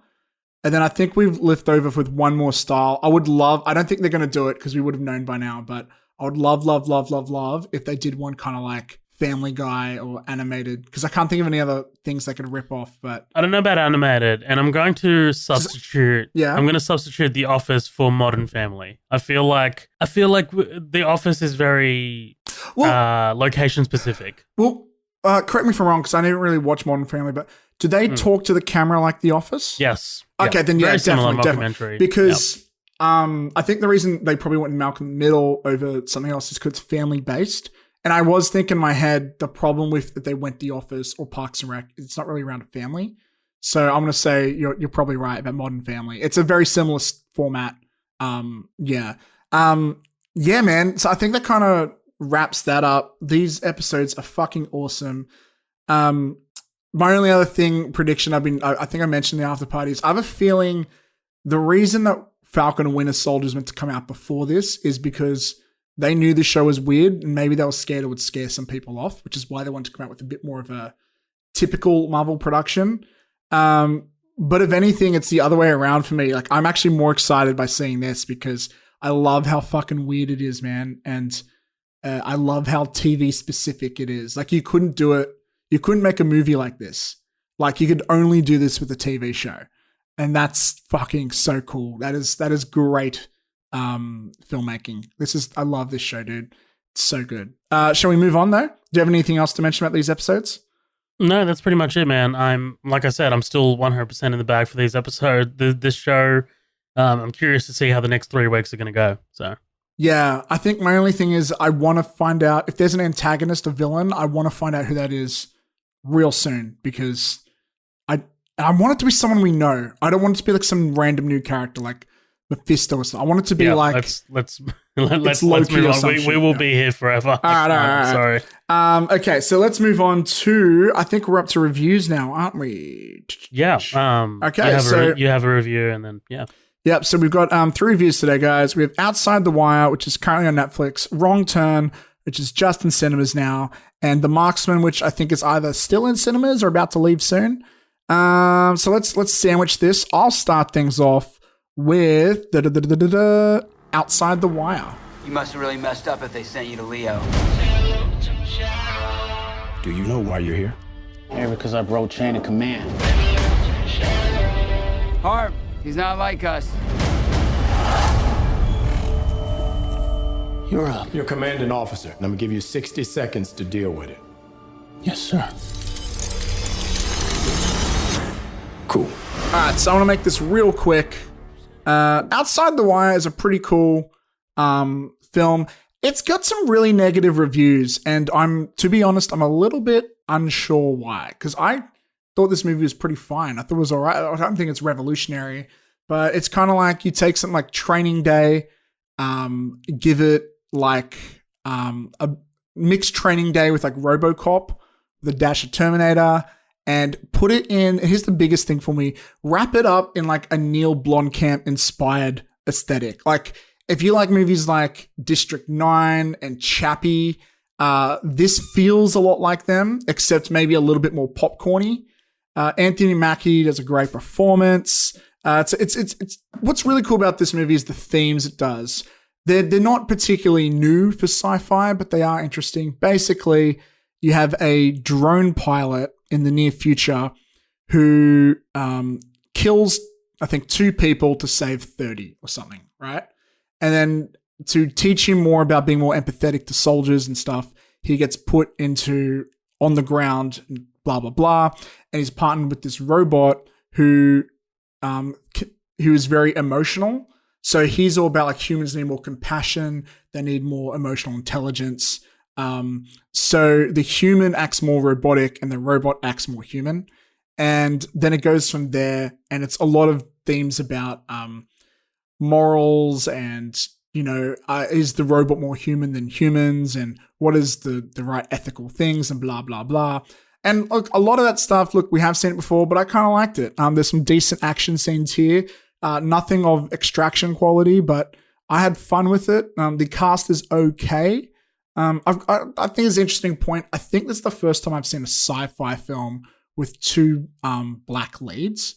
I really can't think of any other film that's done that. So like props to them. But yeah, the action scenes are good. The aesthetics it's just so Neil Blomkamp inspired, I feel. I had to actually check to see if he directed it. I wouldn't say it's as good as something like District 9 or Chappie, but it's a fun time, man. I will say it is a little bit too long, and there was a twist at the end I didn't really care for. So it's definitely not a perfect film, but if you want a fun sci-fi action thing to watch on like a Sunday night, it's worth checking out. If anyone here has seen Outside the Wire, let us know in the after party. Let us know, and let me know your thoughts, because I've read a lot of really negative reviews that kind of surprised me. So I don't know, maybe it's just me. Maybe I'm too nice to this film. So I'm can hear other people's thoughts. So let us know what you think of Outside the Wire. Anyways, let's move on to the next one.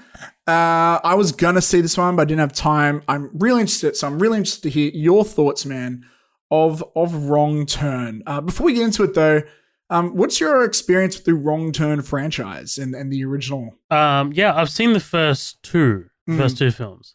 And then this being the seventh film, obviously I never kept up with them because they all kind of like went direct to DVD. I think after the first one. Dude, I had no idea there was more than two. They've been making these for years. I guess it's kind of like the Scorpion King. There's like 5 Scorpion Kings. Yeah, I knew and that. there's like 3 different people playing him. So that was interesting. But I remember the first one, man. I watched that and the Hills Have Eyes remake, which came out around the same time. And that was so fucked up. I think both of them had rape scenes, and I remember just feeling sick watching it. It was both of those movies I lumped together in my head. The first Wrong Turn and that remake of the Hills of Eyes. Same. Because the antagonists are inbred, kind of like cannibals. Like it's all. And it's it's in the middle of bumfuck nowhere kind of thing. Yeah, absolutely. And they both came out during that period where horror movies were like trying to see how far they could go. Like I think after Saw, the torture porn stuff started, and everyone's like, "How fucked up can we make these movies?" And I feel like at the time, I haven't seen them in years, so I don't know what they're like now. But I remember thinking Hills Have Eyes and Wrong Turn 1 crossed the line a little bit for me, and I rarely say that about films. But we're not talking about that film. Let me know about what you think of the new Wrong Turn.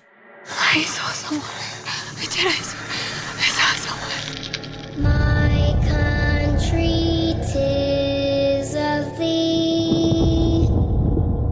It's a story people know but don't talk about. Except in whispers, like a ghost story. Sweet land of liberty. We don't bother them.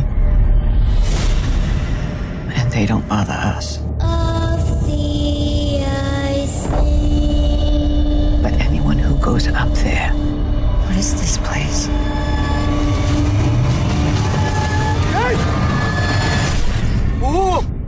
They don't come back. So Wrong Turn 2021 is what I'm calling it. Wrong Turn 2021. I found out about the existence of this movie 2 weeks ago. I think same. Dude, I was like, oh, okay, they made another one. And what's intriguing is that it's a reboot, because I knew that they were doing direct-to-DVD sequels. So, like, if this was Wrong Turn 8, I would not have gone. I guarantee you I would not have gone, because, like, that just isn't appealing to me. But what I like about the idea of, like, a Wrong Turn reboot is how they're going to do it different, and how they're going to kind of, like, modernize it. Because I was like, man, like, that is really kind of intriguing. And so I looked up a few reviews, because I kind of wanted to see which way it's leaning. If it's like in its 20s on Rotten Tomatoes, I'm just like, I might give it a miss. But it's actually getting really positive reviews. Wow. Very, very much to my surprise. So Wrong Turn 2021. I'm just gonna look it up on Rotten Tomatoes. It's a 62% on Rotten Tomatoes, which is pretty high considering this is a teen slasher film. And for the time of year as well. Yeah. Yeah, for the time of the year, absolutely. And it's going to be very tough for me to talk about this movie without spoilers, without even kind of like giving a hint as to where it goes, because I really want you to watch this movie. Okay. And I want you to go in blind. Don't watch a trailer or anything like that, because I went in blind. I didn't watch a trailer or anything because I knew what I thought I was going to get, right? I mean, like, I had a feeling that I was going to get teenagers in the woods being hunted down by monstrous cannibals who were inbred, kind of thing. And that is what I got to a point.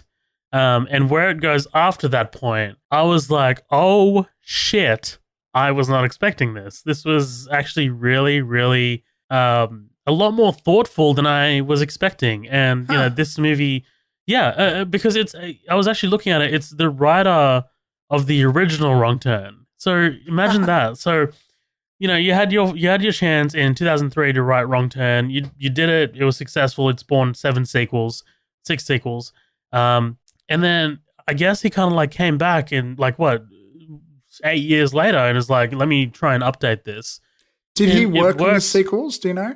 Curiosity? I didn't look that far into it, but like it pays off. I think this is a very effective a horror movie that really surprised myself and Steph. We kind of like walked away from it being like, oh shit, this is this is different than what we were expecting, because we were just expecting schlock, and it's not schlock. There's actually a bit more to it than that. And there are twists and turns in there that are just like, oh shit, okay, that's fantastic. I really dig that.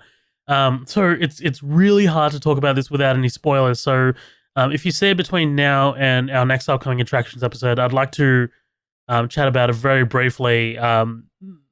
Probably in our kind of like segment where we just kind of like catch up on things that we've watched. So, but yeah, like this is, I really recommend this. If you are into the Wrong Turn series, if you are into horror films that give you something on the 10 and instead take you down something that's unexpected, like Cabin in the Woods, right? Because Cabin in the Woods presented itself as something that it was not. And while this movie doesn't take it to that particular extent, because that movie was insane, really left field, yeah. This movie still takes it into an area of uncertainty, and you don't really know what you're going to get. But add to that, it's really well shot. Like it's a beautiful looking film, and it doesn't feel like a direct-to-DVD sequel, which it absolutely isn't, and it 100% deserves that theatrical release. And Matthew Modine is in it. Matthew Modine, who was in The Dark Knight Rises and Full Metal Jacket. He was the lead of of a Stanley Kubrick movie, fuck's sake. Fuck. So yeah, I really recommend this movie. Check out Wrong Turn. Can you remind me, because I did see a trailer and I remember wanting to watch it regardless of the trailer, but the trailer was pretty bad. I feel like it really I didn't see this trailer. It didn't show much. It didn't really show much at all. Like even like it didn't really explain the concept very well. So I'm guessing they were hiding a lot. But I remember there was a lot of like the woods. Did the original, was that in the woods a lot? Because I remember the color yellow a bit more. Yeah. No, it was in the woods. Okay, fair enough. That's how good I remember it. Can I ask, just so I know what I'm getting into, is there like any stuff to do with like rape or sexual assault or whatever? Because those themes can be a bit heavy sometimes. So I want to be careful going in. There's no outright rape sequences. There are scenes. Well, there are moments of sexual kind of like where people are put into sexual circumstances, but you don't see anything. Like there's no actual like scenes. It's more like implied actions. It's implied, and it's a bit more tastefully done than The Hills of Eyes remake. Yeah, because I remember seeing that with someone who got really traumatized watching that. So yeah, good to know. It's funny you mentioned that. I just want to quickly go on a quick, small little tangent. I was talking to, what should we say? I'll say an industry insider who was referring to me about, I got to be careful how I say this, a film coming out next year in a time period that is generally known to be not great for films. And I was surprised to hear that. And I was like, why? He goes, well, it's like the studio thinks it's not going to do well. I'm like, oh, that's surprising. Well, and I was like, well, I guess, these days, like, the whole the thing about January and time periods, it's not really so much anymore. Like you just think of Bad Boys, that came out in January and everybody loves Bad Boys. Yeah. And this person said to me, Invisible Man came out in February. Yeah. Well, someone told me, this person told me they thought Bad Boys was going to bomb because the leads being African American. I'm like, are you serious? Like we're like in a renaissance of these, of like, we've had fucking films like, freaking Everything by Jordan Peele or other shit. That's still a thing going on in Hollywood. And this person's like, yeah, it is. I'm like, well, fuck, I'm glad Bad Boys did so well because fuck those cunts. And, but yeah, I really love hearing of movies coming out around January, early February doing well. I'm a big fan of underdogs in that sense. So yeah, I'll definitely check out Wrong Turn very soon. We got one more review. I'll quickly get into this one. I saw The Marksman. I worry about you. Out there in the middle of nowhere, all by yourself. The cartels are running everything through there. Drugs, people, guns. I don't scare easy. I've seen darkness. Who's the best dog in the world? And I've seen what it can do. I'm from Pima County Merchants Bank. Let you know that the ranches be sold at auction. I just need a little time to sort things out. It's all right. It's kind of what I gleaned. Yeah, like, look, I am a Liam Neeson fan. His latest films, they've been all serviceable. Like they always kind of seem like, oh, it's not a generic Liam Neeson film, but then they kind of do something interesting to make it new. This one though, it's kind of like an action movie that doesn't want to be an action movie. It's like it wants to be a drama. Because it's about, like, we got this guy, he's on the run from the cartel with the kid, and it's always got that adrenaline in the background. But there's hardly any moments where that adrenaline is brought into the forefront. We only get a couple action sequences. Most of them are pretty forgettable, but there were some good moments. And here's what I want to say. It's not a bad film, especially with the ending. We have this villain. He's comes across as the most generic, average villain we always get. But then in the end, and I guess this is slight spoilers, but it's not really big spoilers. This guy's got this kid.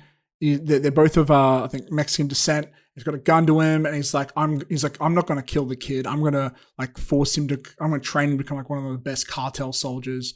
And the guy's like, no, you don't, rah. And he's like, do you think I had a choice? Like, I was born into this lifestyle. Everyone is like, and all of a sudden, this character gets this extra level of depth.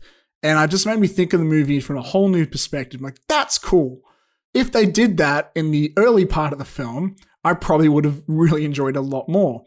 But yeah, besides that, it's kind of like a man on the run film.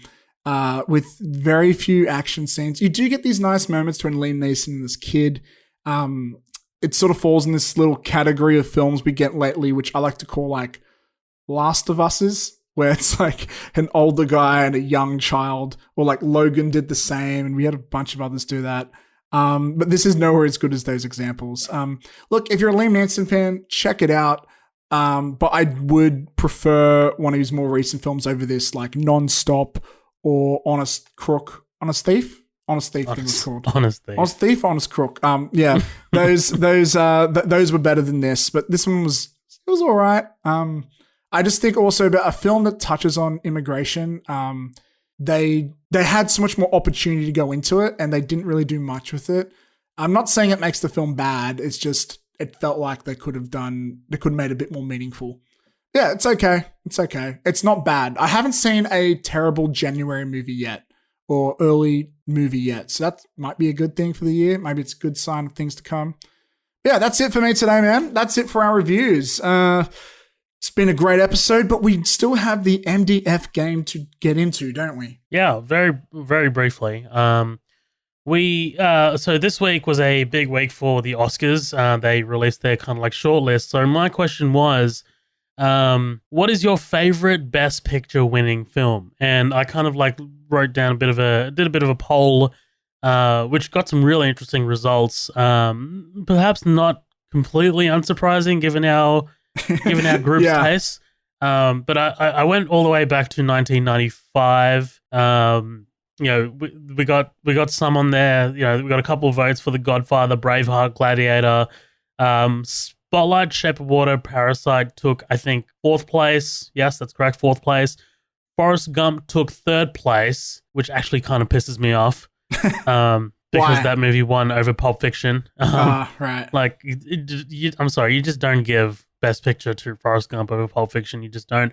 And then No Country for Old Men in 2nd place. And then, again, unsurprisingly, in 1st place is The Lord of the Rings, The Return of the King. I mean... After Party, you come on, guys. You gotta switch it up. You're getting predictable, guys. That movie is interesting because that is the only movie that I kind of like really consider to be a big budget blockbuster that won Best Picture. I mean, if you look at No Country for Old Men, Forrest Gump, Parasite, Shape of Water, sure, yes, I think you can get into Gladiator, but I'm talking like big CG spectacles and... You could argue it's a popcorn film. You could even go that way. Yeah.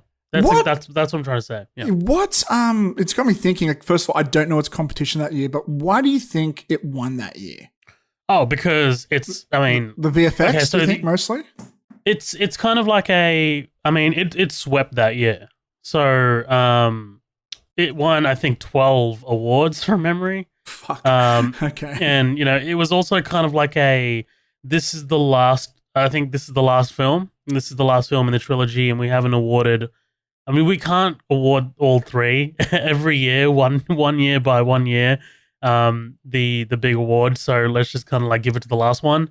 That is my kind of like prediction. Like it was, when it came out, it was a moment in film history. So I think that's why they're kind of like, let me have a look at what else. Because when I think about it, like I'll talk while you look that up. It's just there have been other like moments in film history that are more popcorny, which kind of got snubbed or not even addressed. Like I would think other ones that could be up there with it was The Matrix comes to mind. You could Pulp maybe Fiction. obviously you're talking about like more popcorn. popcorny. Yeah, I think you could also talk like something like Infinity War or Endgame. Maybe they're not as prestigious as something like Lord of the Rings was, but no, those weren't even like nominated. But I mean, like I think if you get like movies like Avatar, I don't think Avatar should have been nominated, but like movies like that kind of like get sort of pushed aside. Inception was a big one, I think. Inception was nominated for Best Picture, and The King's Speech won. But I think The Social Network deserved to win that year, actually. So I'm having a look here. So in the year 2001, The Lord of the Rings: The Fellowship of the Ring was nominated for Best Picture, but didn't win. It lost to A Beautiful Mind, which is a fantastic movie. And then the year after, The Lord of the Rings: The Two Towers was nominated for Best Picture, but it didn't win. It lost to Chicago. And then in 2003, The Lord of the Rings: Return of the King won Best Picture. And in my opinion, it didn't have much competition. I mean, Lost in Translation is a fantastic film, directed by Sofia Coppola. Master and Commander: The Far Side of the World is great, Peter Weir film. Mystic River is a fantastic crime thriller, and Seabiscuit, of course, is a good film as well. I just don't think any of those four really hold a candle to The Return of the King, so I think he was always really going to win. I know we wanted to go through this pretty quickly, but I got one more question before we get into our answers. Please. So you mentioned Forrest Gump versus Pulp Fiction. I think you could argue Pulp Fiction has stood the test of time a little bit more, but Forrest Gump is really well remembered. I like Forrest Gump, but it gets me thinking, like, what makes that movie so special to care about? I know there was some VFX magic that people were hyped about at the time. Like, I guess the ending is very like heartwarming. I think it's because it's such a heartwarming film, and the lead is Tom Hanks. Tom Hanks. Look, it is one of my favorite Tom Hanks performances, to be fair. Right. So yeah. and then like Forrest Gump himself is very likable. But I mean, when you have so this is two of the other nominees was Pulp Fiction and The Shawshank Redemption. Like, it beat Shawshank? Oh, come on, it beat Shawshank man. and Pulp Fiction. Like, I don't think like, I'm sorry. Like, Forrest Gump just doesn't hold a candle to those two in particular. Look, that's a good, like, midnight triple feature right there. Those are three good films. But, yeah, I think I'm with you there on that. So, you will probably never guess each other's, considering that there's like 84 years of Oscar history or something like that. So yeah, I was trying to think of yours, and it's really hard to think of yours. It's not. Mine isn't on the poll. The fuck is yours then? My favorite Best Picture winner of all time is The Silence of the Lambs. Oh, what year was that? 1991. Oh fuck! I didn't realize it was that old. Damn, that movie's as old as me.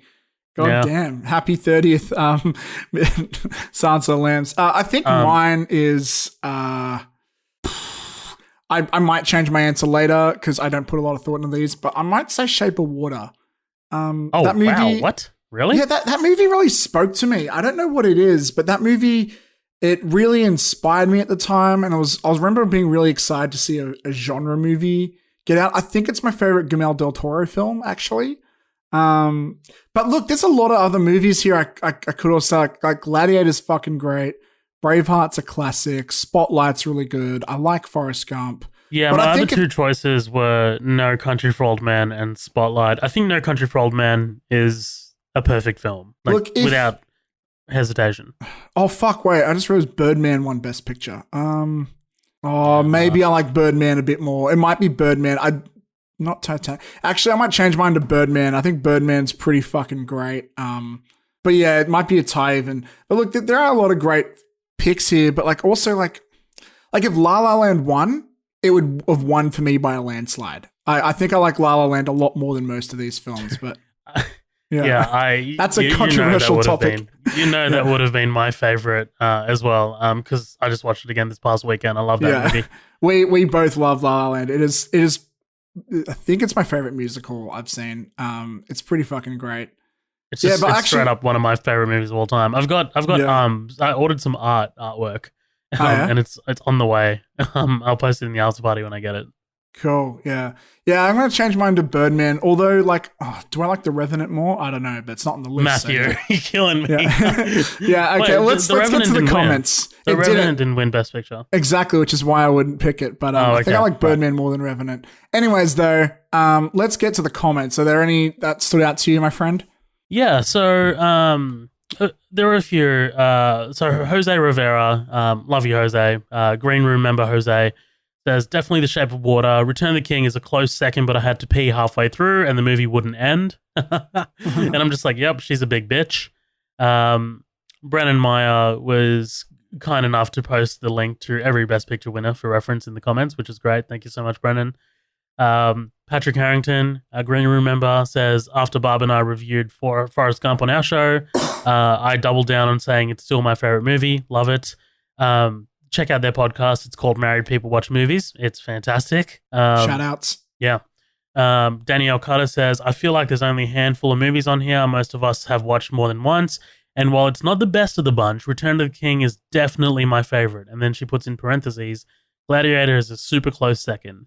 And the one I've rewatched more times than I can count. Also, people really love Forrest Gump, and I don't get it. I mean, I do because it's Tom Hanks and Gary Sinise, who, let's be honest, steals the movie out from under Hanks. But it's so sappy and so long. She's like, isn't it like 3 hours or something? Soundtrack's good though. But yeah, and then they kind of like got into it a little bit. But I agree. I think it's just I think at the time it would have been it would have been great and stuff. But man, just looking at the competition, like with Shawshank and Pulp Fiction, no, just no. Yeah. Well, look, I think that's it for the MDF game today, isn't it? Thank you so much, everyone, for joining us. We love doing these episodes. We love you. Hugs and kisses go your way.